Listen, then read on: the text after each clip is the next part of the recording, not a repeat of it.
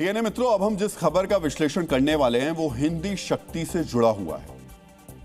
मित्रों, दिल्ली से करीब 14,000 किलोमीटर दूर दक्षिण अमेरिका देश गुयाना की संसद में आज हिंदी की गूंज सुनाई दी। वहां के एक मंत्री ने हिंदी में भाषण दिया।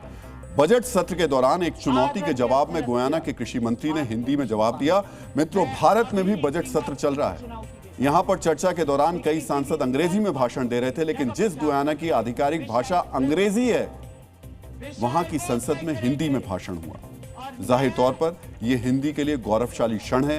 यह हिंदी के वैश्विक विस्तार पर मोहर है। मित्रों, रामधारी सिंह दिनकर ने कहा था, जिस भाषा में मनुष्यता, साहस और धर्म का स्वर हो, वही संसार का मार्गदर्शन कर सकती है, और हिंदी में यह स्वर स्पष्ट है। इस स्वर को गुयाना की संसद में आकार देने वाले मंत्री का नाम है विकास राम किसून। विकास राम किसून वहां के कृषि राज्य मंत्री हैं। वो संसद में भाषण दे रहे थे। इसी दौरान हिंदी बोलने का मुद्दा उठ गया। विपक्षी पार्टी के कुछ सांसदों ने कृषि राज्य मंत्री विकास राम किसून की हिंदी की समझ पर सवाल उठाने शुरू कर दिए। वो दावा कर रहे थे कि विकास को अपनी संस्कृति या हिंदी भाषा का ज्ञान नहीं है। इसी चुनौती पर गुयाना के कृषि राज्य मंत्री ने शुद्ध हिंदी में क्या कहा, वो अब आपको ध्यान से सुनना चाहिए। आदरणीय सदस्य माननीय विष्णु पांडे, मैं अभी इसी वक्त उनको चुनौती देता हूं कि किसी भी स्तर पर, किसी भी जगह पे जाकर के विषय वो तय करेंगे, विषय वो तय करेंगे। और मैं